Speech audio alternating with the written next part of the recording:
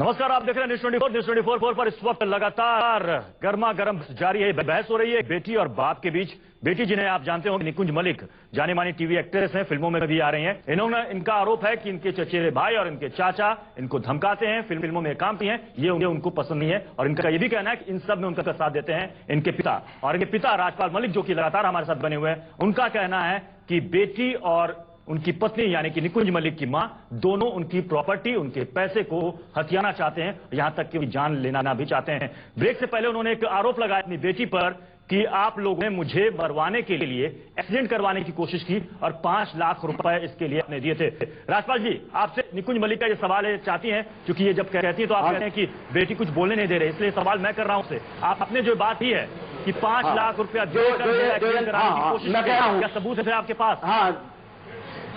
हाँ, बिल्कुल बिल्कुल सबूत है। फोन गया है मेरे चौकीदार के पास, फोन गया है मेरे ड्राइवर के पास, सबको फट दिया इसने कि इसको हमारे हवाले कर दो एक दफे या इसका एक्सीडेंट करा दो। नंबर 2, निकुंज मलिक जो ये कहती है मैं ईमानदार हूँ, डंडोरा पीट रही है। मेरी पैतृक संपत्ति इसने अपने सिर्फ अपने नाम क्यों करे, जबकि मेरा बेटा भी है, इसको 50-50 करानी चाहिए थी।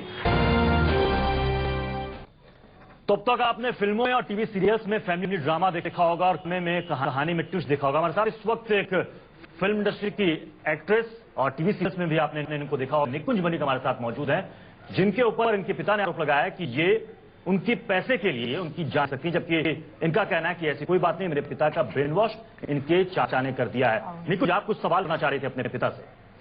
जी, मैं पिता से सवाल नहीं करना चाह रही थी, क्योंकि पिता से तो जैसे पिता बेगैरत पिता से मैं बदनसीब की क्या सवाल करूंगी। मैं ये बताना चाह रही थी कि जिन भाइयों की पैरवी मेरे पिता कर रहे हैं, अपने चचेरे भाइयों की पैरवी, उनकी फैमिली हिस्ट्री कितनी रंगीन है, इसकी एक्सप्लेनेशन अब मेरे मामा जी दिए, क्योंकि मुझे बोलते हुए अच्छा नहीं लगता। मानी चाहिए आपको, आपके घर में औरत का इतना गंदा हाल है,